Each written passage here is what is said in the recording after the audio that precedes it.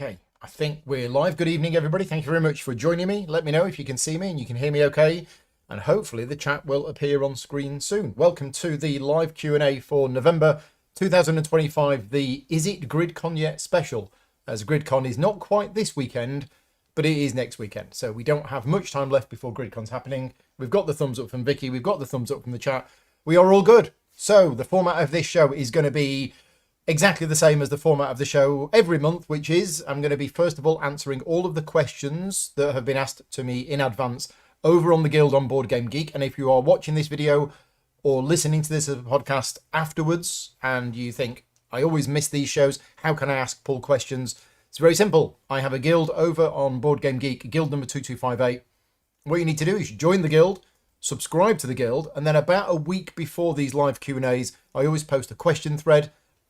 That is where you can ask me questions. So people please don't just go on to the guild and start asking me random questions. Wait for the question thread. There will be one each month, and that's where you can ask me the questions. After we've gone through all of those questions, we will have a slight pause. We will give you the results of the contest for last month, tell you about the contest this month. If you can remind me, I need to tell people about the Perseverance contest as well. We might give you a GridCon update, and then we'll go on to the live questions. So if you're watching this live and you do have any questions for me, please put them in the chat. Start with the word question, and Vicky will transfer those questions into a document, which I will see, and we'll get to them in about 30 to 45 minutes time, or 45 to 60 minutes time, depending on how much I talk. So let's go over to the questions that I've been asked in advance. And the first one is from Gavin. Gavin says, which older game, and he said prior to 2010, other than anything in my top 10, are you most keen to get back to the table? So this is a question of an older game, so 15 years or more older, that isn't in my top 10 that I am keen to get back to the table. And Gavin says he's recently played San Marco, and all of the players that he introduced it to had a really good time. So what I've done is I've been through my BGG collection. I have sorted it by my rating for games, and I have picked out a number of games which are pre-2010, which I think are great games. And I've actually got 1, 2, 3, 4, 5, 6, 7, 8 of them on this list. Now, one of them is Princes of Florence. And I am keen to get back to this, keen to get this back to the table. Princes of Florence was a pretty much groundbreaking game for me. It was the big game which transitioned me into proper dry, boring Euros. And it's not a dry, boring game by any stretch of the imagination. It's very good. But it's recently had a new version. WizKids did a new version of it last year or the year before. So Princess of Florence did get a remake, and I have played it in the last couple of years. La Città also had a remake. I don't have the remake, unfortunately, but that was a fantastic game. Luna from Stefan Feld is a really good game, and that also, I believe, got a remade version. Homesteaders is really good. Pillars of the Earth, I've not played in a very long time, and Pillars of the Earth is a fantastic game, and that is pre-2010. Now, there's another 2 games that I think are fantastic from 15 plus years ago, which most people may not have heard of these. The first one is Royal Palace, or Palais Royal, which is from the same designer as Carnegie, which is a fantastic game. And I really like that, and that is never leaving my collection. So that's Royal Palace. And also Il Principe is a really, really good game, and I don't know where that is. I do own it still, but I think because it was one of those games that came in a box that was way too big for it, I took out the components, put them in another box, and I now don't remember where they are. But anyway, they are some of the older games that I really like. Which one of them, if I had to play it right now, would I play? Oh, I've also listed Thurn Taxes. Thurn Taxes was another game that was really good. I think it won the Spiel des Jahres as well. So out of those, if I had the chance to play one of those tonight, what would it be? It would either be Royal Palace or Thurn Taxes. And I'm going to go with Thurn Taxes. Let's go with Thurn Taxes, because I've not played it in a very, very long time. And it was a good game. Right, next question. Excuse me. From John. If you had a week where you could play whatever games you wanted, what percentage of those games would be new, and he defines that as not more than 5 years old, versus classic or older games? If that week allowed for 10 to 12 games, what games would that be? Well, this is another good question, and this follows on from what Gavin was saying about which older games are really good, because a lot of people, especially content creators, get caught up in the cult of the new. And this is one of the issues with the board game industry, because we are so saturated with new games coming out all of the time. If you look at almost every single YouTube content creator, like me, it's all new games. Very rarely does anybody cover an older game. And I try to whenever I can, but there just isn't enough time. So yeah, these are both good questions. So in terms of the percentage, I would actually say if you gave me a week where I could play whatever I wanted to play next week, let's say, for example, I had next week to play whatever games I wanted to play, I reckon 75% of them would be new. In other words, less than 5 years old. And the reason for that is not because I think the newer games are better than the older games. Some newer games are, some older games are better, but it's because there's a lot of newer games that have come out that I've not played as many times as I would like. So if you gave me a week where I could play any games I wanted to play, I would play a number of the newer games because I haven't played them enough and I want to play them more. But I would like to mix in some of the older games, such as some of the ones that Gavin mentioned. I'd love to play Royal Palace again. I'd love to play Princess of Florence again. Il Principe is an amazing game, and I would say very few people have heard of it, and most of the people who I now play games with have also never heard of it or never played it. But it is a really, really good game, from what I remember. It might be terrible if I go back to it. But what games would that be if I was to pick 10 to 12 games? Unfortunately, I ran out of time this afternoon, so I've not been able to do that. Remind me later on, John. Maybe post a message on Slack or something like that, and I will try and pick 10 to 12 games that I would play next week if I had the week off. Next question from Peter. Peter says he's teaching, running and playing some games at a local gaming convention next weekend. And Peter said he's curious, when I teach games, do I use a teaching script or do I go from memory? If I do use a script, how do I structure it?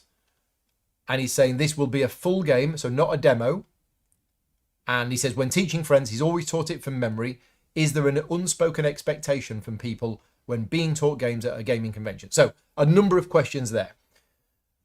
Recently on the channel, last Friday and the Friday before, I have done tutorial and playthrough videos for Orloy, the Prague Astronomical Clock, and Covenant. So both of those, if you're interested, have been covered on my channel in the last 2 weeks with tutorial and playthrough videos. One thing that was different about those two videos compared to a lot of other games that I covered is that they weren't sponsored and I did a full teach up front. So both of those games had a full teach and then we played. Whereas normally on the channel, I will do a rolling teach and we'll start playing as soon as possible and I will teach the audience the rules as we go along. And I normally make sure that everybody playing it with me has already played it before. But in those two cases, it was a full teach up front. And both of those I did from memory. Now, the only reason I was able to do it from memory is Orloy I'd played that afternoon and Covenant I'd played the night before.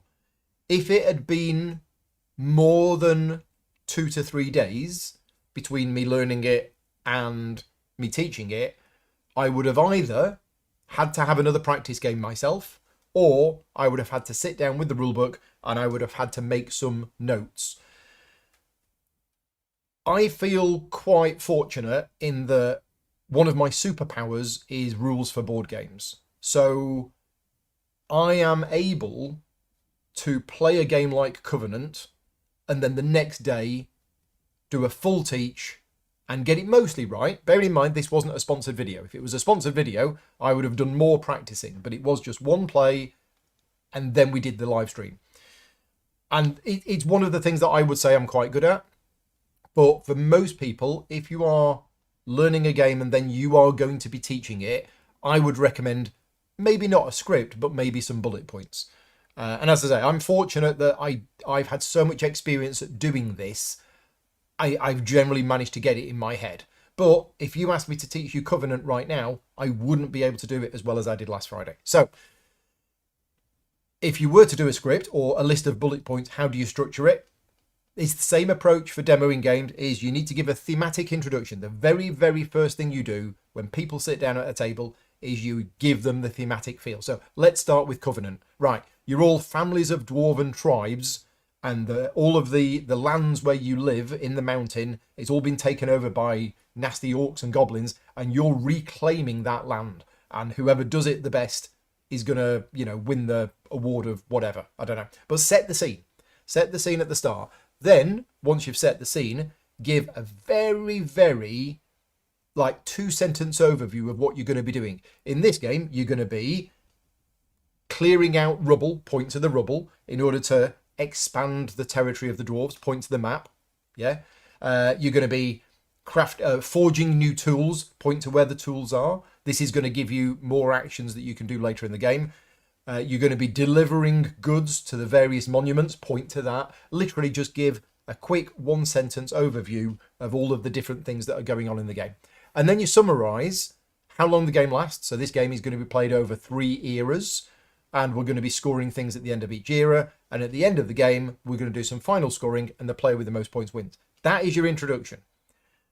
Every board game teach should start with those 2 things: a thematic introduction and then a short overview of what you're doing, how long the game lasts, and how you win. 3 things. Once you've done that, you then start diving into the detail. And without going into too much detail myself, the next thing you need to do is you need to start off with the game structure. So for example, for Covenant, you refer back, you said, right, I've already said that the game is divided into 3 eras. In each era, we're going to be taking turns. And in each turn, you're going to be placing one of your workers, point to your workers, onto one of your action spaces.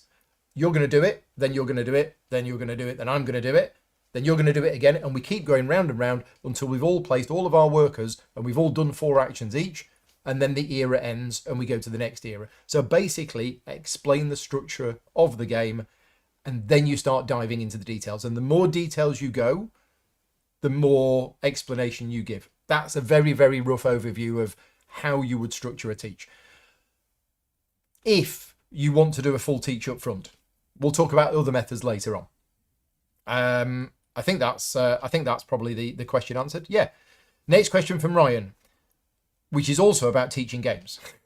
So Ryan has said, do I have any recommended shortcuts for teaching new players how to play Civolution, assuming that you don't have the luxury of pointing them to your exceptional how to play video? Thank you very much, Ryan. I think you remember saying that you just jump straight into the game and do some sort of rolling teach. Yeah. So Civolution is the kind of game where you've got 2 options. You can say to the players, I will teach you how to play the game and it will take me 1 hour to teach you how to play the game. Or we can start playing in 5 minutes and I'll teach you the rules as we go along. Most people I know will go with the 5 minutes and let's start playing rather than a 1 hour teach. And the way that you do Civolution, and this does require really good knowledge of the game, but the main thing in Civolution is that on your turn, you've got 15 different actions that you can do. You don't explain any of those actions. You literally don't explain any of them. You also don't explain any of the sides because none of them are visible at the start of the game. So the important things that you need to explain in Civolution before you start playing is there are 4 eras and you point to the scoring tile for era 1 and you explain what that is. So if it's for, how far you are up the construction track, that's all you need to tell people. You just need to say, we're going to play era 1, and at the end of era 1, you're going to get points based on how far you are up this track. That's what you need to say. You also need to say that every one of your tribes requires feeding, otherwise they become weak. Make sure you don't say to people, you must feed your tribes, because you don't have to. If you don't feed them, they become weak. But it is recommended that you should try and get some food, try and feed your tribes. Also, you don't need to explain the event card. You don't need to explain the weather. None of that before you start playing. You don't even need to explain reset. This is one of the big pitfalls that people have when playing Civolution, is you actually don't need to explain the rules for resetting until you start playing. And then what you do is you start playing and you flip the card over and then you explain the event and then you explain what the weather's going to do. Then you explain, then you do the extra find. So then you explain the extra find. Then you explain the actions. And then you can explain to people about the focus and the ideas and everything else. Don't explain reset. Let people take their first turn. And then let people take their second turn, because you can't reset in the first 2 turns of the game. And then on a player's third turn, when they will probably have 2 dice left, you say to them, right, you could take your third turn, or if you wanted to, you could choose to do a reset. And that's when you need to explain the reset. So the important things are, you need to mention to them how the weather is going to affect them at the end of the era, what the scoring tile is at the end of the era. But other than that, you can explain the rest of it as you go along. Like the sites, you don't need to explain the rules for volcanoes until you find a volcano. And I've used this method many, many times when teaching Civolution, and it works really well. So, moving on. Next question from Blaine. Thanks for all your videos. What is your most and least favourite thing about the new Mage Knight expansion so far? Well, this is really hard to say because I've only played it once. So I actually can't answer this question. For those people who don't know, there is a new Mage Knight expansion, Apocalypse Dragon, which I was fortunate enough to get a pre-production copy of, and we did a live playthrough last week. I think it was last week. There's a video on my channel where we play through Apocalypse Dragon. I've also done an unboxing video as well, but it's too early, really, for me to say what is my most favourite part and my least favourite part of the expansion, because all I've done is I've played that scenario twice with the new character. So, yeah, I literally cannot answer that question. I need to have played lots of the expansion to know which is my favourite bits and my least favourite bits. So, yeah, sorry, I can't answer that.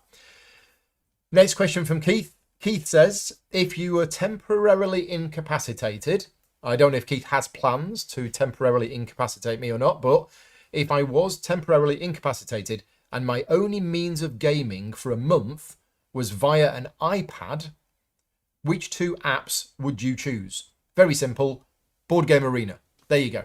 Because then I can play hundreds and hundreds of different games. I think that's cheating. I think what Keith means is which 2 specific games would I play on the iPad. Hello, Loki. Loki's just come in. Hello. Do you want to come up? Yeah, he's going up. Well, the first one is obvious. Through the Ages. Through the Ages is one of my favourite games of all time. I still maintain that the digital implementation of Through the Ages is by far the best digital implementation of a board game that's ever been. So that would absolutely be my number one choice. I have played Through the Ages on the app dozens and dozens, if not hundreds of times, and it is fantastic. I was struggling to find a second one, actually, because there's loads of good ones. There is a lot of really, really good apps.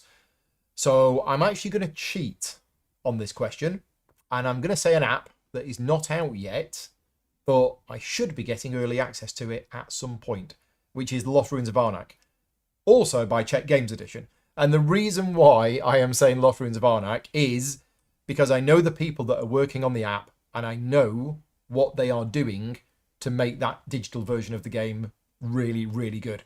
It's basically the same team that's worked on Through the Ages. So expect lots of challenges, lots of solo challenges, lots of different ways to play the game, etc., etc., etc. So yeah, there you go. I'm cheating because I couldn't think of a second one. I do have a number of apps on the iPad and phone, but Maracaibo is really good as well. So if you want me to pick a game which is actually playable right now, then Maracaibo. Let's go with the Maracaibo app because that's really, really good. Right, next question from Marius. Elder Scrolls Betrayal of the Second Era, including the upcoming expansions, or Frosthaven?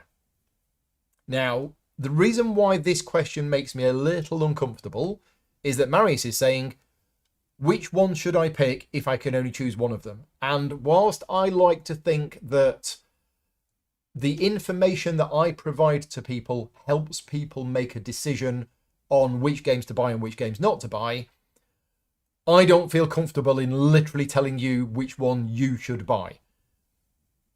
And also, I'm not sure. Frosthaven is fantastic, right? Frosthaven is the sequel to Gloomhaven, and it's got all of the goodness of Gloomhaven and more. Whereas Elder Scrolls Betrayal of the Second Era is also absolutely awesome. And they are both campaign games, but here's the big difference. Because Marius is actually asking about replayability, considering that you have removable stickers for Frosthaven. Treat it as a non-legacy game so that you could replay it if you wanted to. They're both campaign games. But honestly, if I think the only point of the removable sticker sheet for Frosthaven is if you're going to sell it on to somebody else. Now, I do know somebody who has played a Gloomhaven campaign more than once. And if it is your number one game and you love it and that's pretty much the only game you want to play, then sure, you can do that if you want to. For me, once I've played a campaign like that, which is, I mean, how many scenarios are we talking? 50, 40 or 50 scenarios, maybe even 60. Once I've played a campaign game that many times, I'm not likely to want to go back and replay it, no matter how much I like the game, because there are always other games. Whereas Elder Scrolls Betrayal of the Second Era, the campaign is 3 sessions long, and it isn't a campaign like Frosthaven. It is a completely 100% replayable game. It's like a mini campaign. So it's not a legacy game whatsoever. So in terms of replayability, it's very difficult to compare the two, because I could play 50 sessions of Frosthaven and it would be 50 different scenarios. It's the same game, but it's 50 different scenarios. For me to play 50 sessions of Elder Scrolls, that would be 16 campaigns. I would literally play 16 different campaigns, each of which is a completely fresh start. So you play your character through 3 chapters, and then that's the campaign done. And then you start again. Whereas Frosthaven, Gloomhaven, etc., are more long-term ongoing ones. So there's differences between the two, and there are similarities between the two. If I was to pick one, honestly, right now, it would probably be Elder Scrolls Betrayal of the Second Era, because it's a 3-session campaign that I can then replay multiple times if I want to. I don't have the time for a campaign which is going to take 40 or 50 sessions personally at the moment. And that's because I've got 2 campaign games going on at the moment, maybe 3, and I just don't have time for that kind of thing. So that would have been my choice. Next question from Enronwin. I'm not sure how often or how many games you have culled, but what is the game that you most regret letting go? And then there's a second question, but I'll answer the first one first. So there isn't one. The short answer is there isn't a single game which I have let go over the last 5 years which I regret letting go. There are a few games which I was a little sad to see go, but I'm at the stage with my board game collection where I am having to cull good games. So I've recently, because we've got GridCon coming up in a week's time, and for those of you that don't know, at GridCon every year we run a charity raffle where publishers donate a huge number of games and we raise money for charity. That is also my opportunity to have a good cull of my collection, and I have donated this year, I think I've donated 80 of my games into the charity raffle. Because most of these games I got for free, and it doesn't feel right for me to sell them for money, generally speaking. So putting them into the charity raffle helps raise money for charity. And some of those games that I've put into the charity raffle, I'm glad to see the back of, because I played it, didn't really like it, and I've moved it on. That's fine. But some of those 80 games that I've culled are good games. Some of them are even very good games, but I just don't have the space for them. But there isn't a single one of them that I will regret getting rid of. So under the definition of the word regret, none of them. I have no regrets of getting rid of these games. In fact, when I turned a corner about 2 years ago with realizing that I did need to cull my collection because it was actually causing me a lot of stress and anxiety, the fact that the collection was growing out of control. There were games everywhere. They didn't fit on the shelves. They were piled on the floor. And I wasn't having time to play all these games.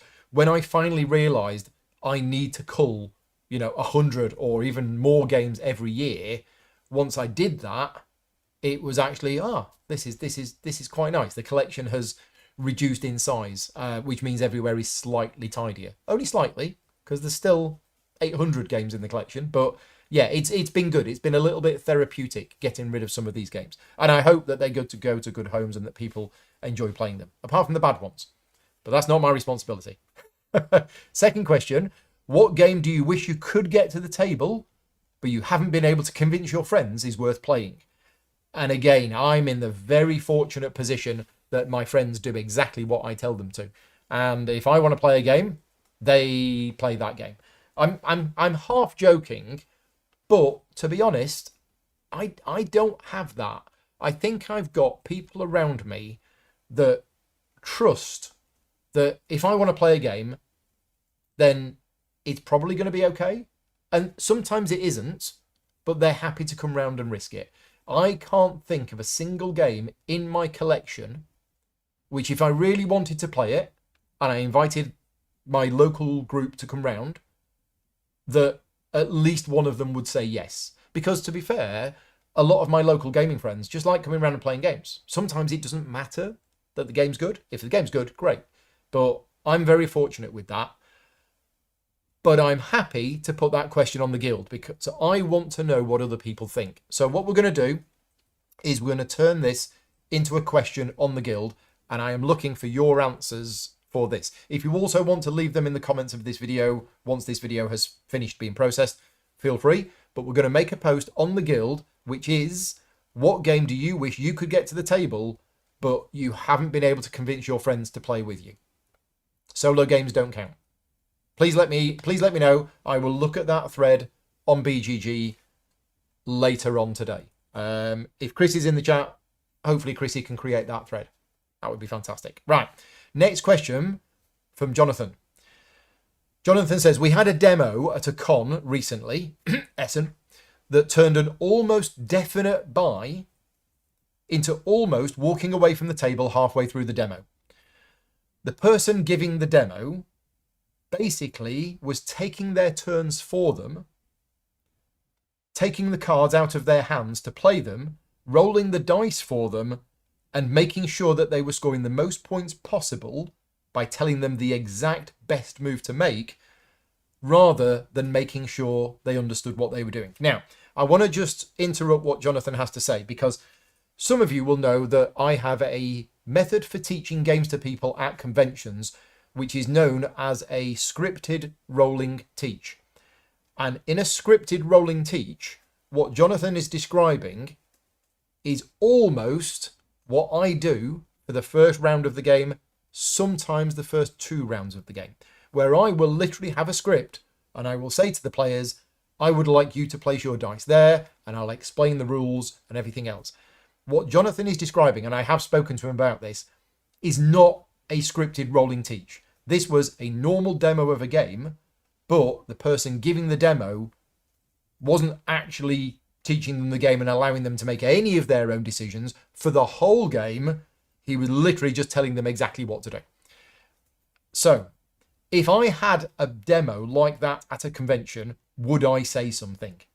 Would I tell the person giving the demo, and would I then go to the owners and organisers of the stand? Well, I am actually, I'm going to say very fortunate, but this is partly through choice.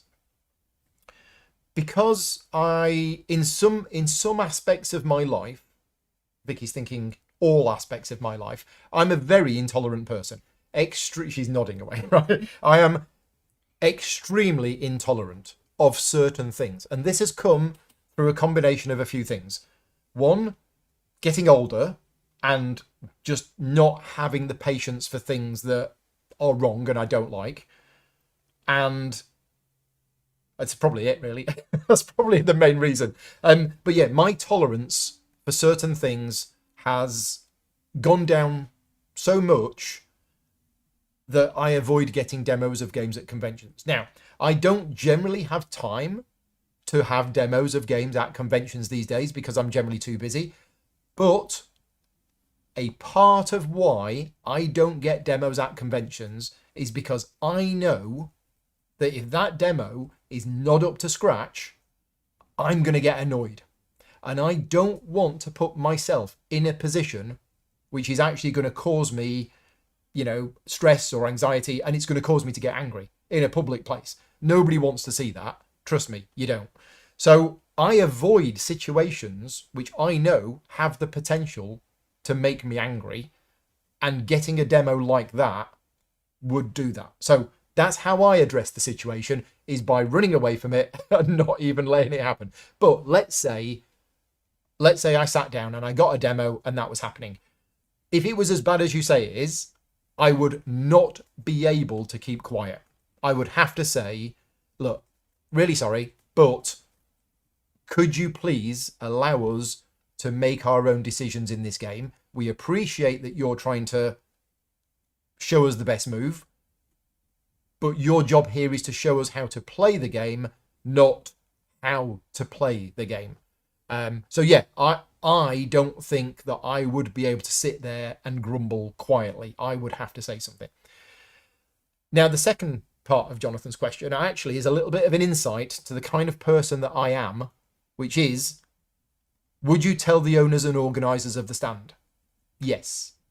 And in fact, when Jonathan sent me a message and he told me exactly who this was, the first thing I did was I sent that message to the people responsible for running that demo booth. Now, the reason why I say this is a little bit of an insight into me as a person is I am constantly, what drives me in life is wanting to make things better. But by doing so, I very often upset people because I say things which come across as rude. And my intention is not to be rude. My intention is to say to the company, you had somebody demoing games for you who literally caused people not to want to buy your game.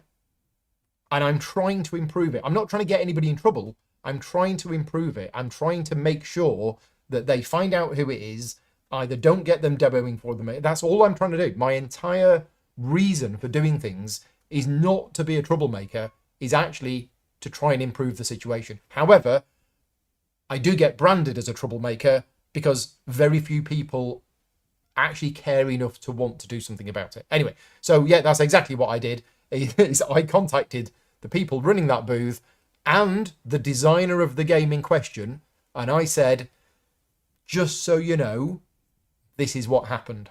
And I got a response back, and as far as I was concerned, my job is done. I've done everything within my power to make sure that, that publisher, whether they do anything about it or not is up to them. But yeah, there you go. You're going to have to put something in the chat. You're going to have to put something for the next question. Can you look at the next question? The next question is for Vicky. So if you can have a look, and we'll come back to that later on. Right, next question from Stuart. Stuart says, I lean towards the heavier Euro games, and often when he gets a new game delivered, he opens it up and looks at the contents and gets a sense of dread about having to learn it. Despite your legendary teaching and rule skills, that's mine, what was the last game that you opened and went, oh boy? Because, I feel for you, Stuart, as somebody who also leans towards the heavier Euro games, or at least the medium to heavier Euro games, and the amount of games that I have to learn for the channel. There are times when you get a game and you open it up and you're going through the components and you're like, well, this looks amazing and this looks amazing and here's another punch board and here's another bag of bits and here's this and here's this, that my brain goes, oh my God, this is going to be an absolute beast to learn. But honestly, the last game that I had that with was a game called Speakeasy from Vital Lacerda and Eagle Griffin Games. And I did an unboxing video of this, was it a week ago? 2 weeks ago? Before Essen? I can't remember. Anyway, I did an unboxing video of Speakeasy, I think. I can't even remember now. I think I did an unboxing video for it. And I already knew it's a Vital Lacerda game, so, the clue's in the name. But I already knew that this was going to be a beast to learn. So what I did is I contacted Stuart, local friend who's been on the channel many times, and I literally paid Stuart to learn the game instead of me and then come round and teach me how to play. And that happened on Monday. And if you're one of my Patreon supporters, you would have got a link on Monday to a live stream where Stuart taught me how to play the game. Thank you very much, Stuart, for doing that, because it made my life a lot easier. Basically, I didn't have the time this week or the mental capacity, to be honest, in fairness, to actually go through that learning process myself. Stuart's really good at picking games up from rulebooks, and he won't say this himself, but he's actually really good at teaching games. So it was an easy choice. Stuart was free. Stuart was happy to do it. Hello, Loki. You gonna settle down there? So yeah, that's the last game that I felt, oh boy, but and that's how I got round it. Stuart is available for hire. If you wanna, if he's on a thing called Fiverr, and if you pay him, he'll learn the game for you and he'll come round and teach you. Actually, that's not a bad idea, is it? We could set up a new business here.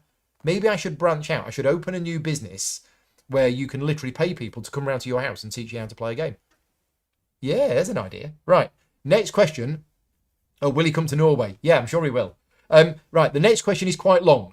This is from John Melby. John's a good friend of mine, and John is based in the US, and John is one of those people who falls under the banner of not all heroes wear capes, because BGG Con, which has been running for many, many years now, and this year it's running at the exact same time as GridCon, but BGG Con has a hot games area, and it has 25 of the latest, hottest games in this hot games area.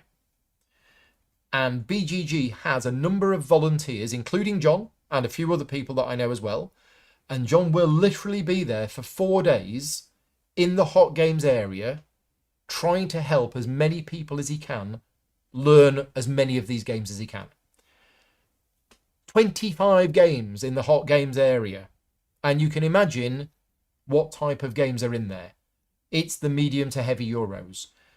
And I don't know, I mean, I say I don't know how John does it. It's an impossible task to learn 25 of those new games well enough to be able to teach all of those games to everybody. It's just not possible. So if you are going to BGG Con, I will say this now, if you're going to BGG Con and you go to the hot games area, go and find John, say hello, buy him a drink. He does a fantastic job.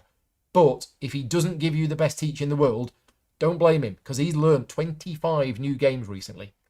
Anyway, the questions that John has for me are all about teaching games at conventions, because he is currently prepping as much as he can for BGG Con. And he's got 3 things he wants to talk about. The first one is rule books.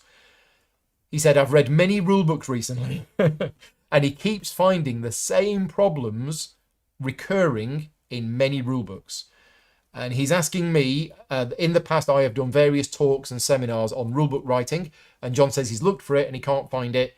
Is there still a copy online somewhere, or can you summarise common problems that people have when making rulebooks?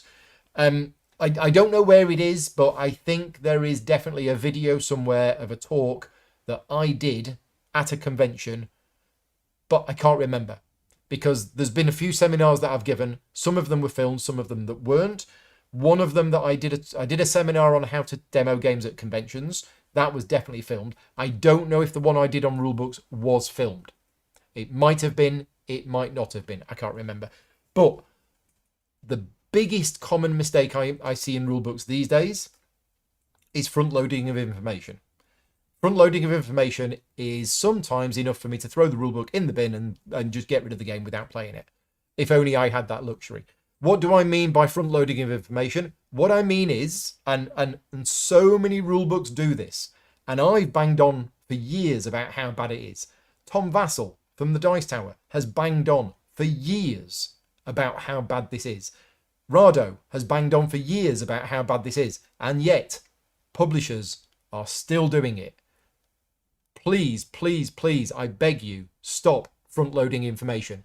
It is one of the worst problems with modern rulebooks. So what do I mean by front loading of information? What I mean is, you open the game, you open the rulebook, and you get an introduction to the game. Great. Then you get a components list. Great. Then you get how to set up the game. Great. And then you get, here's a load of really important rules that you really need to know before we're even going to explain to you how the game works. Right. And suddenly you are bombarded with all of this very, very detailed information. Here's a card anatomy, right? Well, I don't even know what the game is yet. Oh, and here's resources, and here's how resources work, and you spend them by doing this, and if you get this, then you do this. Oh, right, okay. Oh, and there's this as well. And I have seen so many games with like, 2, 4, 6, 8 pages of what they class as important concepts, and it's the worst problem in rulebooks. And there are ways around it. There are ways you can fix it. And I just wish they're doing more. So anyway, that's the biggest problem that I see with modern rulebooks. Second thing from John, teaching games. John says, my big worry in teaching is people have different ways of learning. Yes. And B, most people's short-term memory gets overloaded when they can't remember all of the rules. Yes. And John says, your rolling teach method helps, but I can't always sit at a table through a long game. And that's exactly the problem that John has and other people at BGG Con, is they have probably about 50 tables, all with new hot games, 2 of each, say. And John is one of maybe 10 people that's in that area. So with my rolling teaches, I don't leave the table, right? I sit there, I do the rolling teach, and I stay with them for at least an hour and a half, 2 hours maybe, until they are absolutely sure they know exactly how to play the game. And only at that point would I then walk away to the next table and let them carry on. John doesn't have the luxury of doing that because there's so many people at so many different tables. So the rolling teach method, it works. The problem is John can do the rolling teach for maybe 30 minutes, maybe 45 minutes, but then he's going to have to step away and do another table, thereby leaving people with an incomplete rules teach. It's tricky. It really is tricky. So John's saying one of his easy tricks is to actually ignore end of game scoring until everybody has played a complete turn. Yeah, I mean, that's another thing that's part of the rolling teach.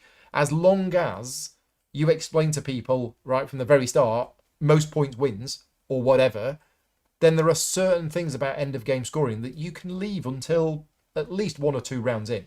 And what Johnny's saying is the whole reason why I prefer the rolling teach method at conventions is you're at a convention, it's day 3, you've played 20 games, you're exhausted, and you sit down and somebody says, right, I'm now going to teach you for 45 minutes how to play this game. You're like, no, don't want that.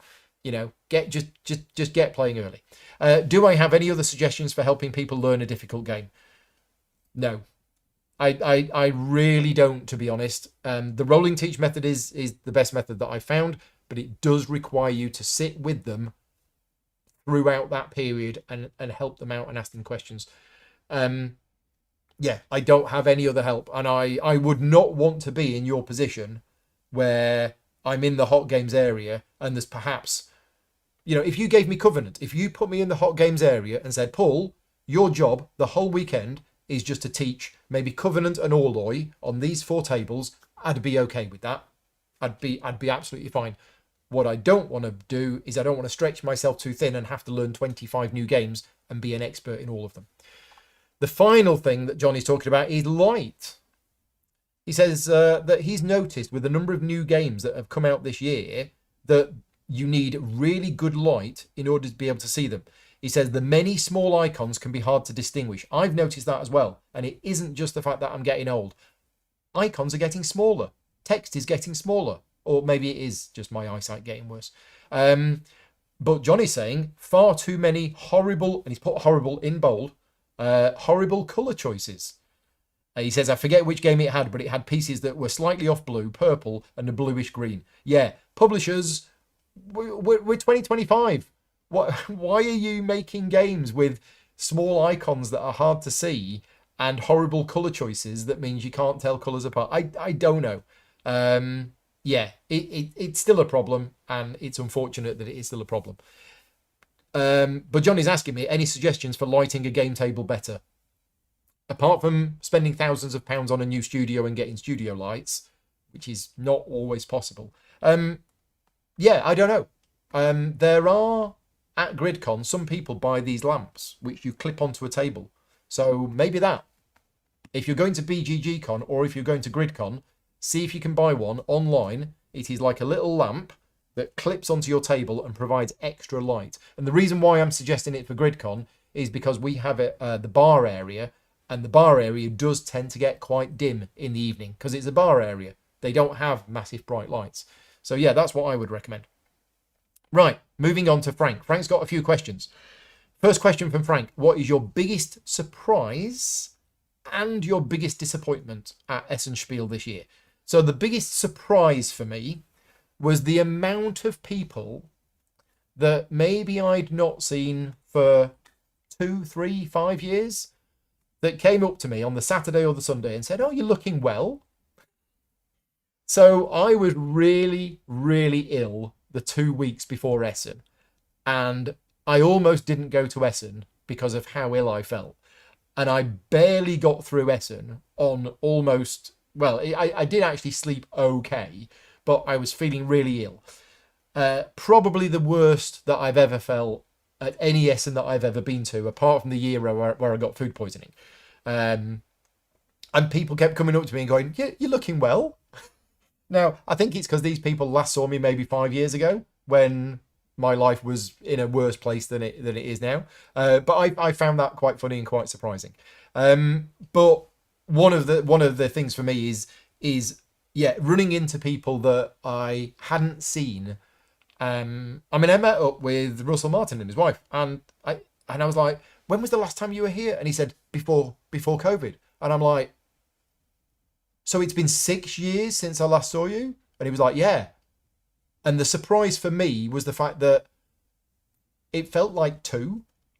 And I know the COVID years has kind of affected everybody differently, but I could not believe it had been 6 years since I'd seen them. And that was a bit of a surprise. So yeah, running into people who I'd not seen for a very long time. My biggest disappointment, it's about the people again. There are a number of my Patreon supporters that were at Essen that I didn't get a chance to see. And there were also a few other people on my list of publishers and things like that I wanted to see that I just didn't get a chance to see. So that is my only biggest disappointment, is just the people that I didn't get to see. Next question from Frank. Frank he visited the Pegasus booth, and he said that they were demoing Thebai. Now, I was not aware that they were demoing Thebai at their booth. Thebai is the board and dice game, but maybe Pegasus are doing the German version. So they had a version there and they were demoing it. Now, Frank says he didn't get an introduction to the game because he was told by the guy at the table that teaching him would take 40 minutes. And therefore, he didn't actually get to play the game. He said, "I assume they didn't know that there was a perfectly scripted tutorial. Could I explain to them how a tutorial looks and the advantages of using it?" I'm going to go back on something that I said earlier on, where I'm constantly driven to make things better. I don't feel comfortable in approaching Pegasus as a publisher who I don't really have a relationship with and telling them how they should run their demos. I'm more than happy to do it with somebody who I partially know, but I don't believe it's my place to go to Pegasus and say, "You should be running your demos like this." Maybe if somebody else does, but to be fair, the teaching script that we did for Thebai was an internal thing within Board and Dice. If there was more time, then maybe that could have been sent to Pegasus, but then Pegasus would have had to say yes, and they would have had to give it to the demo person, and that demo person would have had to practice it, etc., etc. So, yeah. Next question from Frank. Frank says, I was close to burnout shortly after Essen, and he was worried. What was stressing me out so much? Was it to do with GridCon? Yeah, so let's touch on this a little bit without going into too many personal details, but I have suffered from burnout twice, I think, in my life. And this is the medical condition burnout. This is not just, I've had a busy week or anything like that. And it's horrible. It's really, really horrible. And it's something that until I'd experienced it, I wouldn't have known how to describe it. But once you've experienced it, and having gone through it before in my life twice, I know what it feels like. And as soon as I got back from Essen at like 11 o'clock on the Monday night. 9 o'clock on the Tuesday morning, I was working again, and I worked until midnight. and that was the day after Essen. So I didn't give myself any time to recover. I wanted to. I really did want to. I really, mentally, I'd planned for a 1 to 2 days of recovery after Essen. Unfortunately, because I was ill the 2 weeks before Essen, I was very behind on a lot of things that I knew I needed to get done. And I say work. None of this was paid for. So it was work because it wasn't fun, but none of it was paid for. Most of it was GridCon preparation. GridCon, the convention which me and Vicky are running next weekend. Yeah, not this one coming, the next one. There's a huge amount of stuff to do for GridCon, and I would have been doing some of that in the 2 weeks before Essen, but because I was ill, I wasn't able to. Now, the good news is that most of the GridCon preparation is done. I mean, I would probably say 90%, if not 95%, 85% is done. 86. Which means this weekend, which is normally me and Vicky literally spending 16 hours a day panicking and rushing to get everything ready, we're not going to do that. We still have a lot of things to do this weekend, but it won't be super stressful. And the reason for that is because I've pushed myself way beyond what I should have done in order to get everything done in advance. So, and the reason why I was close to burnout is I felt those feelings. I think it was 2 evenings, and I said to Vicky, I said, I can feel it. And if you've ever experienced burnout, you will know how it feels. And it's a weird thing, and it's very difficult to me to describe, but it's like every nerve ending is on fire. And it's not like anxiety. Anxiety is a very different thing. And your whole body just feels... It's weird. It's really difficult to describe. Anyway, I could feel it coming, and there were 2 evenings last week or the week before where it was 11 o'clock at night, and I felt it coming. And I just had to stop, go away. One night I had a bath, had a cup of hot chocolate, stood outside for 15 minutes. I then had to get back to work. I couldn't not do the work because it needed doing. And I'm kind of glad that I did it, because we are now in a position where I'm not stressed at all about GridCon. Literally, nothing is stressing me out about GridCon right now, because I know how much preparation we've done. I know how much preparation there is still to do, and it's all completely manageable, which means I can actually look forward to GridCon, which is not what was happening last year. The week before GridCon last year, I was not looking forward to it because I was just super stressed. So I don't have that. But thank you very much for asking, Frank. Thank you for your support. Right, couple of questions left. First one from Avron. Have you had any recent experience with a game or games that were much easier to learn than expected, whether from the rulebook or being taught by somebody else? Yes. There was a few games that I covered before Essen, and I said this at the time. I said that these games were easier than I expected. And one of them I've already mentioned tonight, and that's Thebai. Thebai is the new big... And not a big box game, but it's a big Euro game from David Turksey. But it's not that big. So I got this game expecting this to be another Nucleum. And it's not. It's probably half the complexity of Nucleum. So that was a pleasant surprise. I sat down with the game. I got it out. My brain was like, this is going to be another Nucleum. And I read through the rules. And within 3 hours or 2.5 hours, I'd learnt the game and played half of a practice game. And I'm like, oh. This is like a medium weight Euro, maybe slightly medium plus, but it's not heavy. The other game was AR from Osprey Games, the third one in the series of Merv Sancore, IR Children of the Sun. Sancore, which I've not played, but everybody has told me that Sancore is actually quite heavy. IR was not. IR was again medium to heavy, so that was a pleasant surprise. Generally, a good rule book, mostly. A couple of things wrong with it, but generally good rule book. Learned how to play it, played it, and I was like, this is nice, I like this. And what made me feel really good about both Thebai and IR is that when I learned how to play, I knew that I was going to have to teach it to somebody else afterwards. And I felt confident in doing that. Let me just refer back to the 2 games that I mentioned earlier on, Orloy and Covenant. Now, I enjoyed both of those games, but they are heavy. And I was not looking forward to teaching both of those games because both of those games was a 45-minute teach. And that's a little bit out of my comfort zone these days. And the final game that I played, and I got taught how to play this game, and this is a game which is on crowdfunding right now, Movers and Shakers. So the story behind Movers and Shakers, let me tell you this story. I probably told you this last month. I think I mentioned this in my vlog, but I'm going to tell you again. Movers and Shakers is the latest game from Quinard Games. Quinard Games do fantastic games, really good production quality, and I'm friends with the guy who's running Quinard Games at the moment. Raphael, who used to work for Game Brewer. I got to know him through Game Brewer. He's now with Quinard Games. And he contacted me and he said, Paul, we're going to be doing a new game later this year. It's a new game from Paolo and Nuno. Paolo and Nuno, love those guys, love their games. They did Madeira, they did Nippon, they've done other ones as well. And I love their games. But their games are heavy. So I said to Raphael, I said, look, I love Paolo and Nuno. I'd love to cover this game on the channel, but I don't have the capacity to get the game, learn it, practice it, and do all of that. I don't have the time to do it.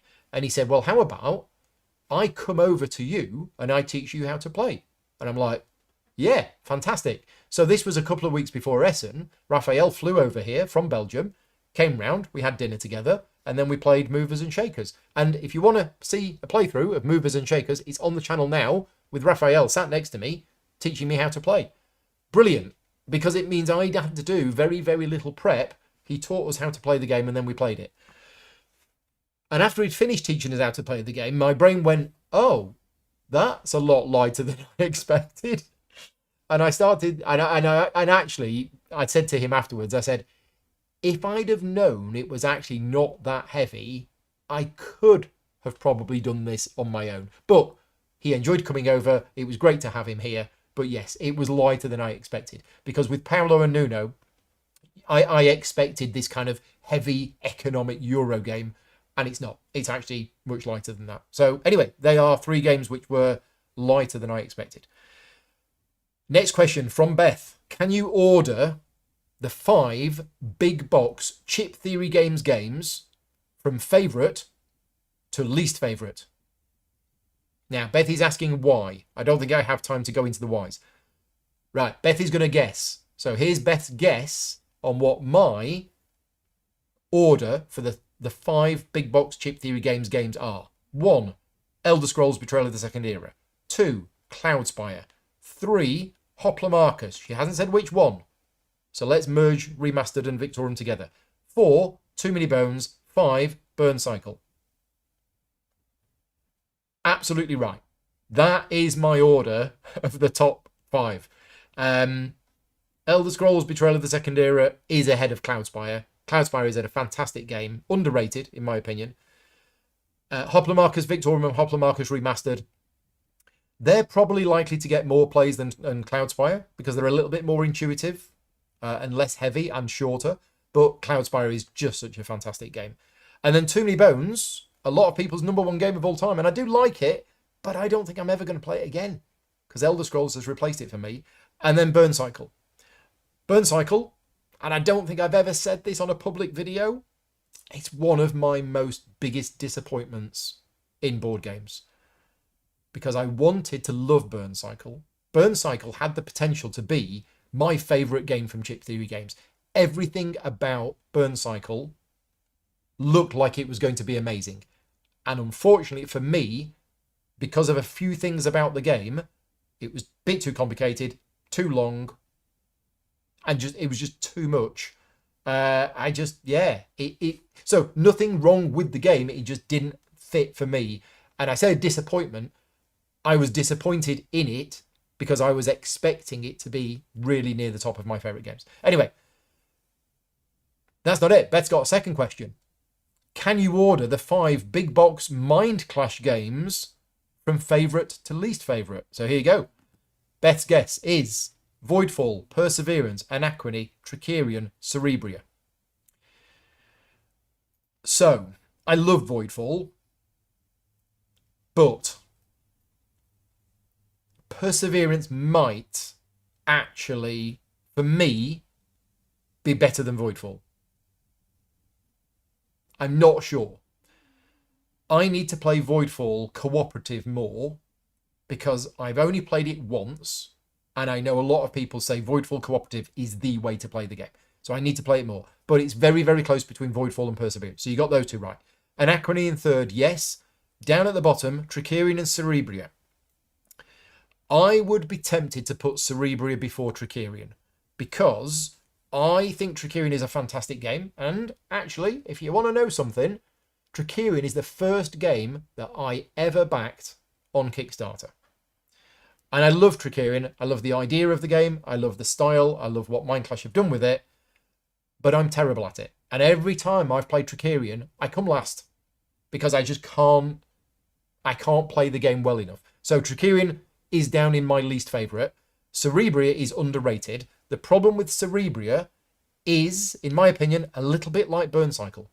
Cerebria was twice as complicated as it should have been, and I think it was just too much. It was just too much. Anyway, that's those.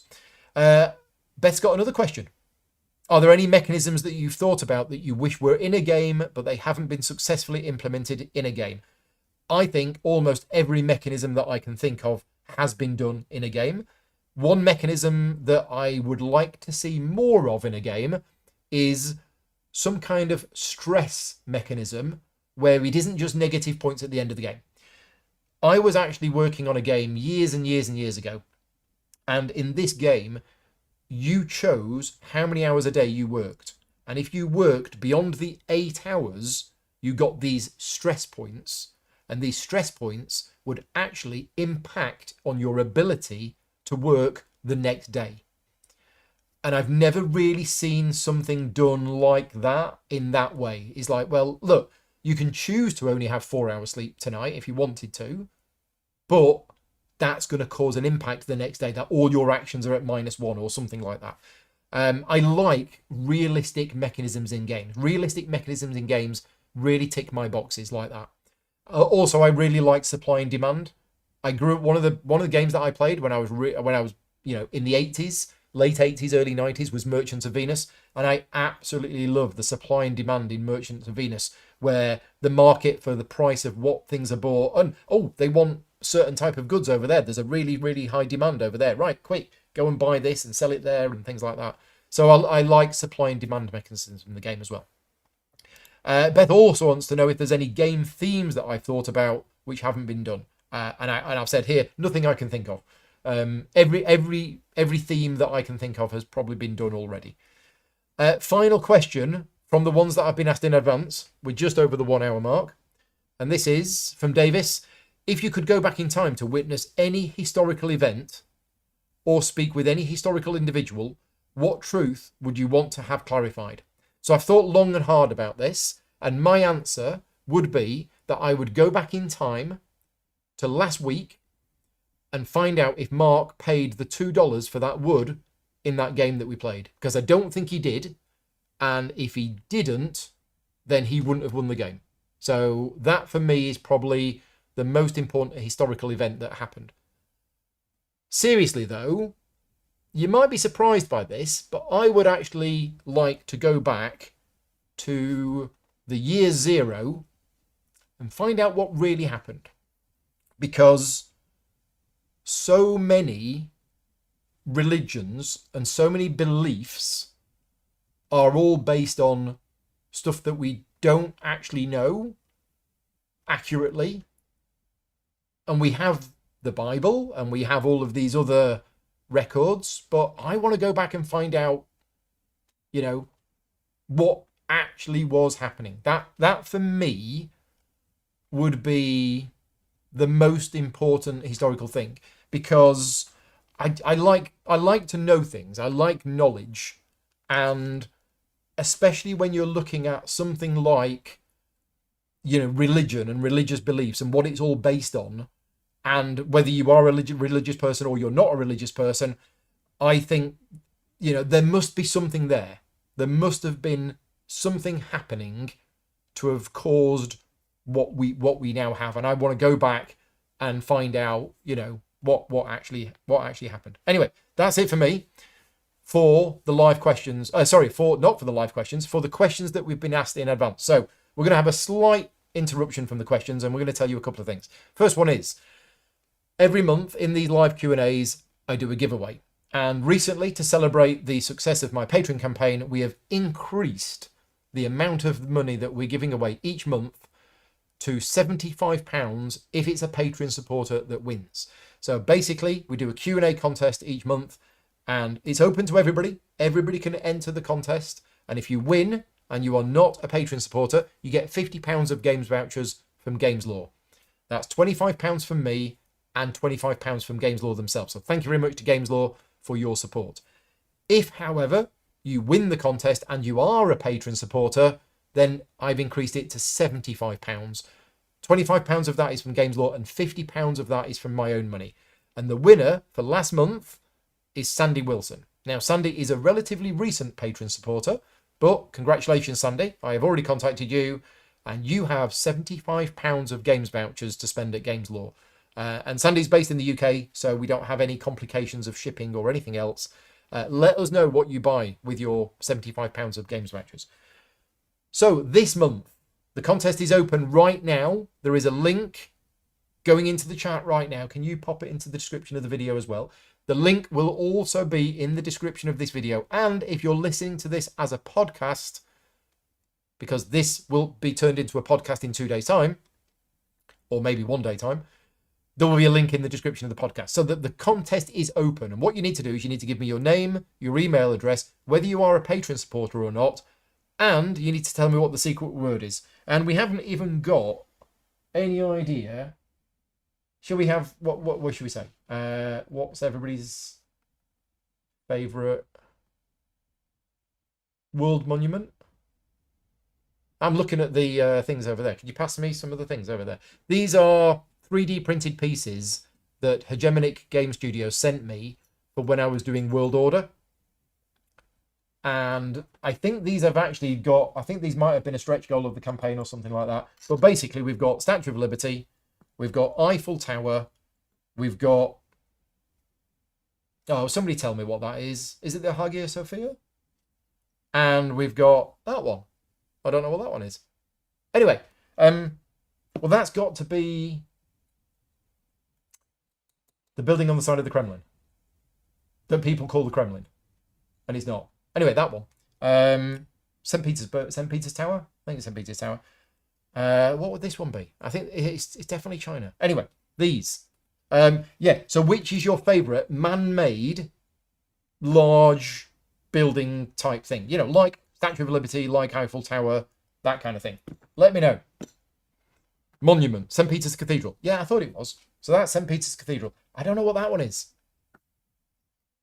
It's a Chinese building, because China is one of the 4 world powers. Anyway, let me know. That's for the contest. And I will do the draw middle of December. Basically, the day of the next live Q&A, I'll do the draw. And if you're a Patreon supporter, you win £75. If you're not a Patreon supporter, you win £50. Good luck to everybody present in the contest. Speaking of giveaways, there is one final shout out that I want to say, and that is I am currently in the middle of doing a giveaway for a copy of Perseverance episodes 3 and 4. It's a big heavy box. It's worth, I don't know, £150, something like that. Now, this contest is a different one from the one I've just mentioned. And this is only available to my Patreon supporters. So as a thank you to my Patreon supporters, I have started a series of giveaways. And the giveaway that I'm doing right now is for a copy of Perseverance episode 3 and episode 4. If you've already entered the contest, if you're one of my Patreon supporters and you've already entered the contest, please don't enter it again. But if you are one of my Patreon supporters and you haven't yet entered the contest, then please scroll through the Patreon messages that I've been sending out. One of them is how to enter the contest. And yeah, it was probably posted about 2 weeks ago. I think it was either 2 or 3 weeks ago, or maybe it was more. Maybe it was 5 or 6 weeks ago. Anyway, if you're one of my Patreon supporters and you want to enter the contest and you can't find how, drop me a message. But the contest closes like Monday. Yeah, and the reason why we're closing the contest on Monday is because I want to do the draw on Monday, because the winner might be somebody who's coming to GridCon. And if the winner is somebody who's coming to GridCon, I can give them the game at GridCon. So yeah, just before GridCon, I will be doing that draw. There you go. Question from Rindle: does it have to be any structure? Any structure. Doesn't have to be one of these four. Can be literally your favorite man-made structure in the world. Let me know what it is. So yeah, if you are a patron supporter and you want to win a copy of Perseverance episode 3 and 4, and you haven't yet entered the contest, please do. Right, we're going to move over to the live questions. Do we have enough? We have enough. Okay, so I'm going to say no more questions from this point. If you are watching and you do have any questions for me, please scribble them down on the back of a piece of paper and save them for next month. Right. First one is from Frank. What's your impression of Speakeasy after your first game? Good. Very good, in fact. As I mentioned earlier on, Stuart did a really good teach. I found the game not as complex and as fiddly as I found some of his other games. So my initial impressions of it are quite good. Furthermore, will I produce a how to play video for the Great Library? I hope so, but not before the campaign. The campaign goes live next week, and I don't even have the game. So I won't be producing a how to play video before, but I would very much like to create a how to play video of the Great Library in 2 years' time when it's coming out, or in a year's time, whenever. Next question from Frank. How would you comment the fact that Ark Nova raised 3.5 million euros for deluxe upgrades? Well, what was the other thing recently? There's something else recently that is a deluxeified version of a game. I mean, it might be the ones that Awakened Realms have done, like the Castles of Burgundy deluxe version, the Puerto Rico deluxe version, the Agricola deluxe version. They've all raised millions. I don't really have any comments on it other than there must be a lot of people with a lot of disposable income in the games hobby. More than I thought. And I'm surprised that expensive products which are effectively bling raise a lot of money. Now, the ones from Awakened Realms, and don't get me wrong, they're beautiful. I have the Castles of Burgundy special edition, which Awakened Realms sent to me. It's gorgeous. It really is gorgeous. They've done a fantastic job with the production. But with Castles of Burgundy, Puerto Rico, and Agricola, they are allowing people to actually buy a game. So if you don't own one of those games and you have the money to be able to buy this, crazy good production value version of the game, great, you get in the game. But with the Ark Nova one, it surprised me that it's made 3.5 million. It really did. So my only comment is, surprised that it made that much. Surprised that there's more people out there with more money than I realised. But yeah, if you're somebody who's backed it, then that's fine. If it's your favourite game of all time and you've got the money and you want to buy it, then that's great. It's just a bit surprising that it's raised that much. Next question from Smog Official Tube 3160. Will you do a playthrough of Limit? No. I think I've heard of Limit. I vaguely remember somebody telling me about it at Essen, but I don't have the game and I'm not planning to get the game. So no, I don't have that. Since I've talked about teaching rules, what's the best method to teach a game like Hegemony? Oh dear. Hegemony is a very, very difficult teach because it's asymmetric and you kind of have to teach 4 different games. If I had to teach a game like Hegemony, I would spend a lot of time preparing and making sure that I knew the game absolutely 100%. But I don't know what the best method would be. I would probably say that you need to explain the rules of the game, but you need to call out the individual abilities whilst you're doing the teach. So explain how this bit of the game works, and then say, but for you, it's special. You're different. I think that is a better way than teaching all of the rules of the game to everybody, and then at the end saying, right, you know that rule I said to you half an hour ago? For you, well, it's different. You're like, oh, I think that would be more confusing. So I think you would need to highlight individual rules at individual times. I don't ever want to teach hegemony to anybody. That is something that if I had a choice in life, I would choose not to do again. And that's not because I don't think it's a good game. I just think it would require a huge amount of time and effort and preparation for me. And yes, it's not something I want to do. Next question from Malachite. Have you heard of or played the Isofarian Guard? I have heard of it. I have definitely heard of it. It has some of the best voice acting and music that I've heard. It's apt for a narrative-driven board game. Yeah, so we've played a few games that have narrative-driven apps, and we don't generally use the narrative-driven app. We generally just read from the books ourselves. But Isofarian Guard has apparently got a very good one. I've heard of it. I've heard it's good. I vaguely remember having an email conversation with them, the publishers, maybe 2 years ago, where we were talking about me potentially covering it on the channel. And then I said, but actually, I don't really have time to cover it. And they said, well, that's fine. That's not a problem. And it was like, yeah, I'd like to, because people have said it's good. But there's literally about 10 games in the same category as Isofarian Guard that I would love to try if I had the time. Next question from 1979 Kabbalah. When are you going to change your mind about going on 5 games for Doomsday? Well, you have so much to offer, and you say that you've been in the industry for ages. I have been in the industry for ages. Plus, it'll help promote the channel. Whose channel? Mine or Ben's? So that is a really good question. I don't think anybody has asked me that question before in all of the years that I've been doing these Q&As. And the reason why that is a very good question is 2 days ago, I've agreed to go on 5 games for Doomsday. Now, to be fair, I'd always said to Ben, I would love to do it, but I was nervous about doing it for some reason, and I can't remember why. Well, I do sort of know why, but I don't want to go into the details. I was a bit nervous about going on it.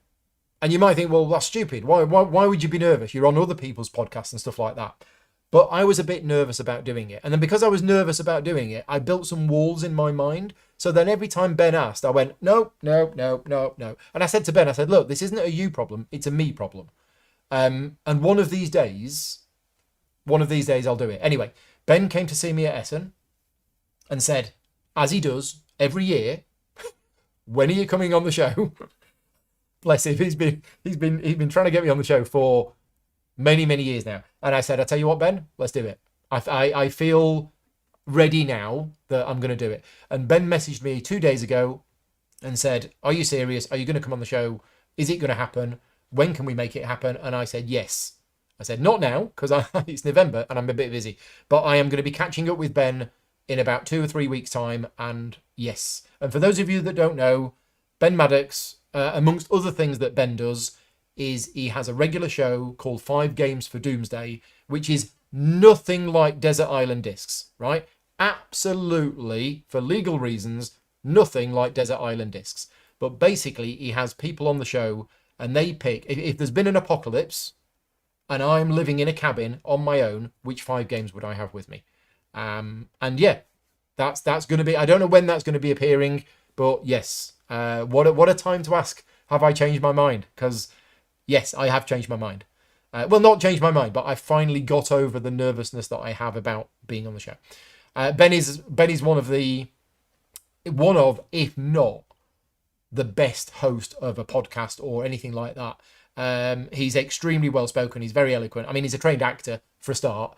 And I always look up to Ben and his presentation skills. And if you've never seen any of Ben's videos, go right now. 5 Games for Doomsday, the YouTube channel. Ben does really good videos on there. And he doesn't get enough views. His videos are fantastic and really well put together. Okay, next question from David. I'm pretty good at remembering board game rules. It's quite useful sometimes. Yesterday, he played Ra for the first time in about 16 years. And he knew the rules better than the guy trying to teach it. Oh, bless you, David.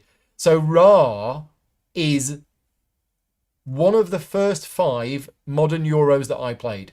I got Ra in, I think it was 1999 or whenever, and that was when I was transitioning from TCG, CCGs fully into board games. I was dabbling a little bit, and Ra was one of those games that I played, and I must have played Ra 50, 60 times. I've not played Ra in a very, very long time, but that would be an interesting challenge. Could I teach somebody how to play Ra right now from memory, not having played it for over 15 years? And I think I probably could. Yeah, so I'm with you on that one, David. Some games, if you play them enough, that no matter how long it's been, I mean, Ra's not a particularly complicated game. And there are certain things that I would need to look up, like what suns everybody starts with. But I'm pretty sure that I would remember most of the rules of Ra. And that the pharaohs are a little bit OP. Next question from Rafa. Any hidden gems that you'd recommend from this year? You recommended Caracas, and it's great. Well, I normally don't recommend hidden gems because I generally only know about the big games. But what I'm going to do right now is I'm going to go to my YouTube channel and I am going to pick for you some of the games that I've played this year. In fact, let's not do it on YouTube. Let's do it on Board Game Geek. I'm going to go through all of the games that I've played this year, and I'm going to highlight a few of them, which I would class as hidden gems. In other words, ones that aren't big, not many people are talking about them. And thank you. I'm glad Caracas. I'm glad my comments on Caracas made you buy it and you've enjoyed it. That's always good to know. So logged plays this year. How do I do this? I've got to put in 01 2025 to date, format by game, go. Okay, so that's big, that's big, that's big, that's big. Yeah, I mean, Galactic Cruise, you've heard of that one. That's big, you've heard of that. Yeah, these are all big games. That's a big game, that's a big game. So I really like Spellbook. It's not a new game, but I've played it a few times this year, and I still really like Spellbook. Dutch Resistance, Orange Shall Overcome. Really liked that. Now, caveat, I did do a sponsored playthrough video on it, but I felt that that was a really, really good game. Cooperative game set during World War II, where you're members of the Dutch Resistance, but it plays a little pandemic-esque. In other words, there's no fighting. You're not fighting the German soldiers or anything like that, but you are trying to go around and avoid the patrols and to complete objectives and things like that. So yeah, Dutch Resistance, Orange Shall Overcome, I don't think is a big game compared to all of these other ones that I'm seeing on this list. Wow. These are mostly big games. That's really good. Diwan is really good, but I suspect, I mean, that's going to be published by Asmodee, so that's going to be huge. Can we talk about Garden Lake? I don't know why I'm looking over there. It's been packed already. Garden Lake from Albi. It's a new Uwe Rosenberg game, but it is a lighter Uwe Rosenberg game. It's a 5-minute teach, if that. And I've played it a few times. And the first time I played it, I wasn't sure about it. And the more I've played it, it is actually a really good game. So Garden Lake might go under a lot of people's radars. It would have gone completely under everybody's radars if it weren't for Uwe Rosenberg. But it's got Uwe Rosenberg's name on it, and it's by Albi. What else is on here? Movie Tricks is really good. Movie Tricks is from Chili Fox Games. It's a trick taker, but it's got a bit of a kick, and I really like that. I mean, I'm not mentioning some of these because I know these are going to be big. Okay, the other one is also from Albi. This Q&A is sponsored by Albi. No, I'm kidding. Severton. Severton is a game from Vlaada Chvátil. You may have heard of Vlaada Chvátil, but he's got a new game this year called Severton. It's the first time he's had a new game published for about 10 years. And a little bit like Dutch Resistance, Orange Shall Overcome, it's a cooperative game where you're trying to complete missions. And it's really, really good, and not many people are talking about it. So yeah, Severton from Albi, designer Vlaada Chvátil. Other than that, and apologies if you're expecting that your game is going to be read out, but some of these games I'm not reading out because they are big games and everybody's talking about them and they are really well known. Ingenious 3D, I'm looking over there. It's been packed as well. So the game from Reiner Knizia called Genial or Ingenious or Einfach Genial, is whatever it's called. It's been out for about 20 years, 25 years ago, I think it first came out. Last year, a 3D version of it came out. And I'll give you a clue as to how good it is. My original version of the game is now in the attic because I don't think I'll ever play the original version of the game again. The new version, for me, is an improved version of the game. So if you like Ingenious or Genial, whatever you want to call it, then have a look at the 3D version. That was really good. What else? I think that's probably it. Yeah, there you go. There's a few games that have come out recently-ish, which I feel would be classed as hidden gems. Right, back to the questions. Where are we? Do I play any board games where you don't have to place workers, take tricks, or roll the dice? Do I play any board games where you don't have to place workers, take tricks, or roll the dice? Yes, I'm sure some of the board games that I play are not worker placement, trick taking, or dice rolling. I'm sure they are. What is your favourite dexterity game? I don't have a favourite dexterity game because I don't play dexterity games really, or any game where you have to flick something. Vicky's going to put it in the chat, and then we'll have a pause and we'll go back to that question from earlier. So Vicky is going to put in the chat the name of the game that is a flicky game. Which no. Okay, while she's doing that, let's go back to the question from earlier from Kath. Kath said, we all know that Jaffa cakes are Paul's favourite treat, but what is Vicky's favourite food treat? And it's a Bakewell tart. There you go. So Vicky likes Bakewell tart. Expect a lot of Bakewell tarts arriving over the next next few days. Right, okay, so back to the other question. Favourite dexterity game. So there was a game which I had, which I was surprisingly good at. Oh, where you took the object into your hand. Yes. What's the name of the game?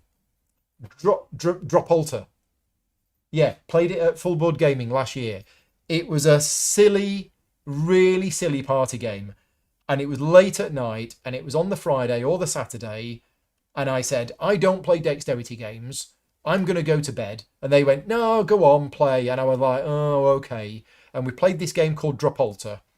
And I absolutely blitzed it. I mean, I think I won 5 of the 6 rounds that we played, or something like that.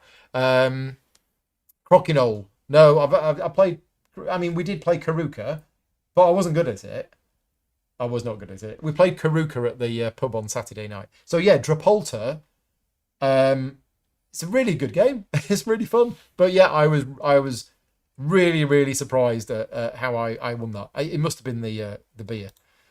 Ben Crozier says, are you a fan of abstract games? If so, what are some of your favourites?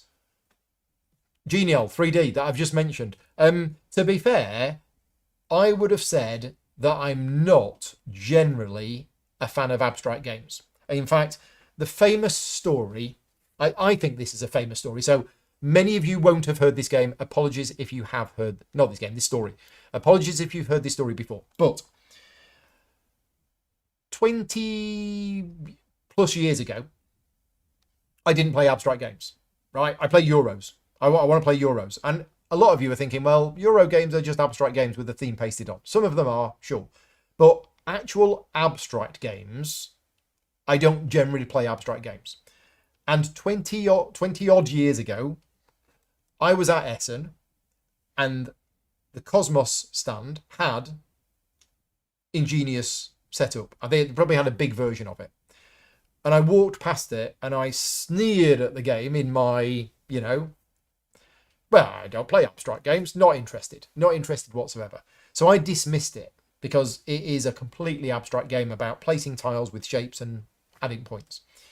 So I dismissed it. Anyway, 2 years later, I entered the Euro Masters Championship. We got a team, we put a team together, and we entered the Euro Masters. It was like a tournament system where you had to qualify to get to take part in the actual Euro Masters, which were taking place at Essen.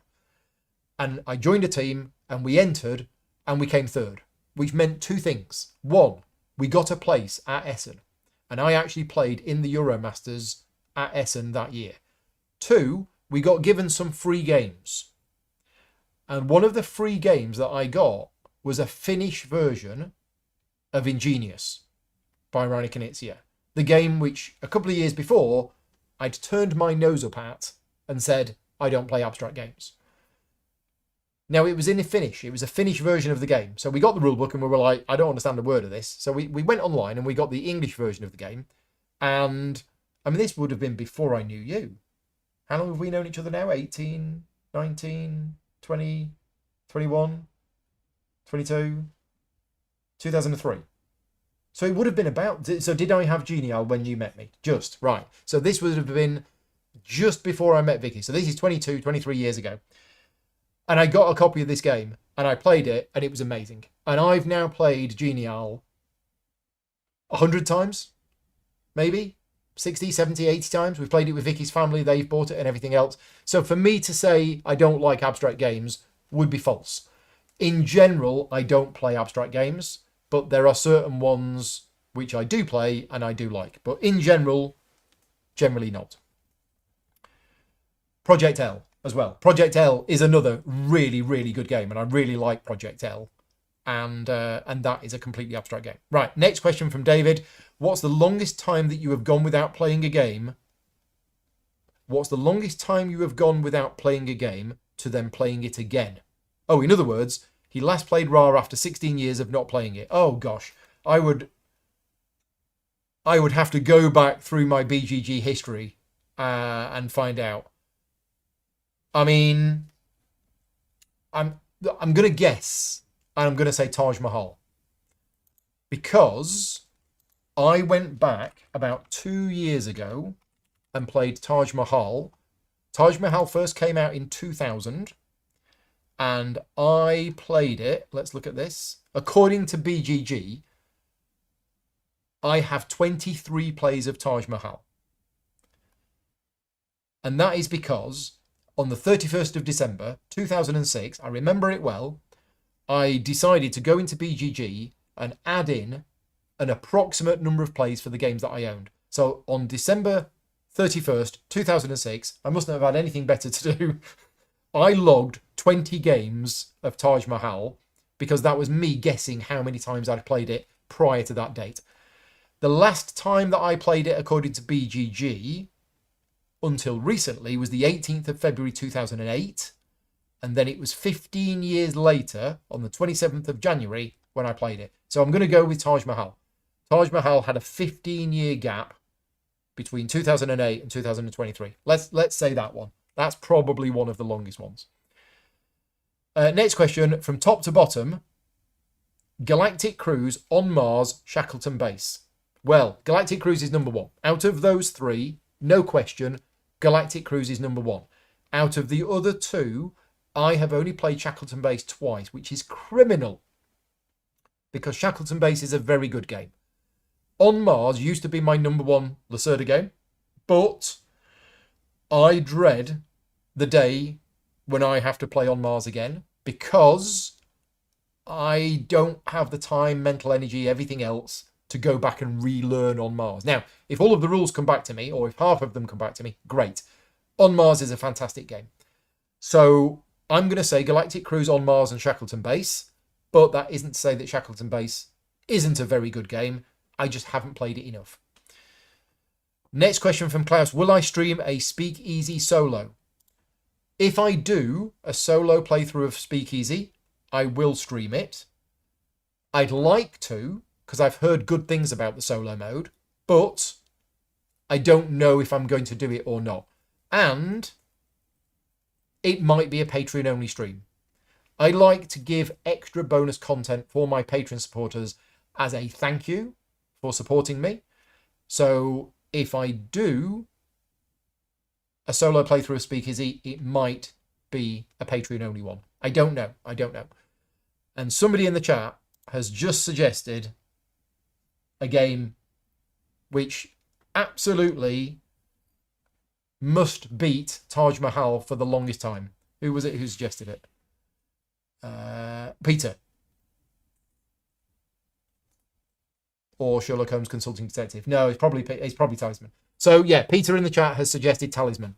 You're absolutely right, Peter. The last time I played Talisman before recently would have been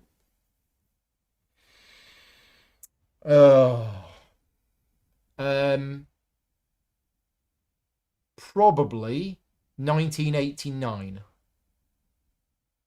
Yeah. So if we say 1990, let's round up. If we say that I last played Talisman in 1990, and then I've recently played it, was it last year? I think it was last year. So what's that? 34 years? Yeah, 34 years. So that beats 15 for Taj Mahal. There you go. Talisman. 34-year gap between playing it. Thank you, Peter. I'd forgotten about that one. We've got a few questions left. Is there a list of games that you wish to present as how to play or play through, but you have never the time to do so? Yes. I mean, literally loads. If I could, I would be doing a lot more how to play videos and a lot more playthrough videos. And you might think, Paul, this is your full-time job. Why are you not making as many videos as, for example, Rodney Smith? Rodney Smith from Watch It Played does fantastic how to play videos, and he produces a lot more than me. There's two main reasons why Rodney produces a lot more videos than me. Maybe three. The first one is I tend to focus on the more heavier end of the games. And the heavier end of the games means that they're going to be longer videos, and therefore they take more time to create. That's the first reason. The second reason is I don't just create how to play videos. I actually only spend, on average, 1.5 to 2 days a week creating how to play videos. And for the last 2 months, I haven't spent any time whatsoever creating a how to play video. I'm going to start tomorrow. Tomorrow I'm starting writing the script for Speakeasy. But I have so many other things that I do in the background. I do rulebook consultancy, I do some game development, I do the tutorial and playthrough videos. I do lots and lots of other things in the background, which means I don't have 5 days a week to create how to play videos. If I did, I would be creating a lot more videos. So yes, that's why I don't create as many videos as I do. I also do a huge number of live playthroughs, which I don't think Rodney does. I think he's done some in the past. And I do a lot of those. And what you see is a 2-hour playthrough video of Paul playing games with his friends. What you don't see is you don't see the 10 to 12 hours of work that's gone in before that to prepare for it. So a standard playthrough on a Friday night of a game normally would take me between 8 and 10 hours of preparation time, learning it, practicing and all of that before the actual live stream. So yes, there's lots of games that I would like to cover that I don't have time to cover. Next question, how many are many Christmas specials made for different TV series? What board game should have its own Christmas special or even a Christmas event inside? Oh, that's a good question. But at this stage of the evening, when I'm flagging from tiredness and lack of food, I'm not sure I can think of one. Should we put that on the guild as well? Is that a good question for the guild? Right, we're going to put that to the guild. But this isn't because I'm just interested in seeing what other people think. This is because I can't answer it myself. So the question is going up on the guild. And if you're not a member of the guild, guild number 2258, join, subscribe. There will be a question going on there, which is, which board game should have its own Christmas special or even a Christmas event within the game? Now, Vicky's just put Arkham Horror. Have you thought of that? Yeah, that's perfect. Arkham Horror, the card game. There you go. Vicky's answer, but that's a good one. But yeah, what game do you think should have like a Christmas variant or some kind of module with a Christmassy feel to it? So there's going to be a thread on the guild at some point later on today. Head on over to the guild, put your answer in there, whatever you think. Right, next question from Malachi. Any plans to cover Kingdoms Forlorn? Yes. So I'm not sure how much I'm allowed to say about this. I was going to be covering Kingdoms Forlorn after GridCon. literally the week after GridCon, I was going to be covering Kingdoms Forlorn. I am now not going to be covering Kingdoms Forlorn the week after GridCon, but I am going to be covering it, I'm just going to say early next year. And I can't tell you the reasons why it's moved from November to early next year. But there are reasons. So it is going to get covered, but it's not going to get covered when I initially said it was going to get covered. So yes, it is going to get covered. And I'm actually quite excited about it, because as much as Aeon Trespass Odyssey was the most complicated game that I've ever played, and some of the rules were extremely confusing, and we still weren't sure of some of the rules after 25 games, that game had things in it which I have never had that experience from any other game ever. And I've heard that Kingdoms Forlorn offers a similar experience. And part of me really wants to not like the game. So I'm going to cover it. I'm going to cover it on the channel, and it will be a video where my job will be to show you the game and show you how it works. And part of me is hoping that I come away from that with, I didn't really like this game. Because if I do really like it, I've then got to find time to play it. And if I do play it, I think it's going to be fantastic. And yeah, part of me doesn't want to like it, but part of me thinks, well, actually, if this game is as good as people are saying it is, this is going to give me another experience like I've never had before. So we will see. We will see. Right, the last question for today's Q&A. 1 hour 45. It's not bad. Not bad. This is from Monica. And Monica, you haven't let me know yet if you've had your Gaming Rules promos. So Monica wasn't able to make it to Essen, but sent somebody to collect some Gaming Rules promos, and I haven't yet been told whether you've got those promos or not. Anyway, has there been times where you know the game really well, but your brain just can't brain, and then you need to ask somebody else to teach the game for you to make sure it's taught properly? So have there been times where you know the game really well, but your brain just can't brain? From a rules point of view, no. Not to the point where I would ask somebody else. I might ask somebody else not to teach the game, but just to, is that right? Have I got this right?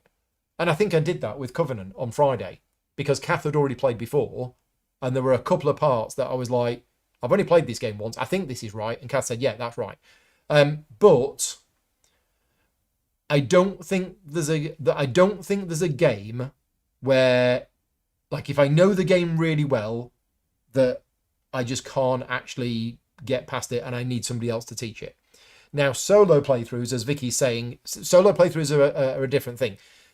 Solo playthroughs, and this is a reason why I only solo game when I'm live streaming, is because my brain loses track of what's happening. And I did this the last time I played a solo game, which wasn't a live stream, was Civolution on Christmas Day last year. Was it Christmas Day? No, it wasn't Christmas Day. When was it? When I sat there and I got all the tables out. It can't have been Christmas Day because my dad wasn't here. Anyway, there was a time, sometime in the last year, where I sat downstairs and I decided to play Civolution solo. And I love Civolution. And Civolution, I would like to think that I could literally teach you the entire game from memory right now. It would take me 1 hour to teach you the game, and I wouldn't need to look at any reference book. But when I'm playing it solo, if I'm not live streaming it, my brain, because of the weird memory issues that I have, literally gets to a point and I go, oh, and it just stops. And my short-term memory disappears, and I'm like, I have no idea not only what I was doing, but where we are, what phase we're on, or anything like that. Now, thankfully, there's a phase tracker, but this is why I don't solo game when I'm not live streaming, because live streaming it and talking to the audience and keeping things going is the only way that I can actually get my brain to, work and be able to cope with playing the actual game itself, which is a shame, but that's just how it is. So we're all done. Thank you very much for all of the questions. Thank you for bearing with us today. And just before you go, just as a reminder, 2 contests. The first contest is the £50 or £75 giveaway that everybody can enter. If you are a Patreon supporter or you're not a Patreon supporter, everybody can enter this giveaway. The link is going in the chat right now. The link is in the description of the video. And the link is also in the description of the podcast. Everybody can enter. You need to tell me what your favourite man-made large building is, whether it be the Statue of Liberty, the Eiffel Tower, Red Cathedral, whatever. Tell me what it is. I will do the draw next month, and you will win either £50 or £75 of games vouchers from Games Law. That's the first contest.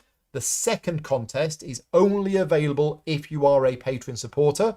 So I'm not going to tell you the link to how to enter that one. If you are a Patreon supporter and you have not yet entered the contest for the giveaway for Perseverance episodes 3 and 4, I am doing the draw in 5 days' time. You've got 5 days left to enter the contest. And if you can't find how to enter the contest, please let me know. Send me an email, send me a message on Slack, however you want to. You've got 5 days left. I will be doing the draw for that on Monday. And one of my Patreon supporters is going to be winning a copy of Perseverance episodes 3 and 4. And I'm going to be doing more game giveaways. So while I've been having a clear out of the attic and the spare room and everything else, I have come across loads of games that I'm giving away that I'm not putting into the raffle. And I'm going to be doing another giveaway next month as well. But the reason I'm doing this one on Monday is because if the winner is at GridCon, I can just give them the game there. So that's it. We're all done. Thank you very much for everybody for watching. Take care, and I'll see you next time. Bye-bye.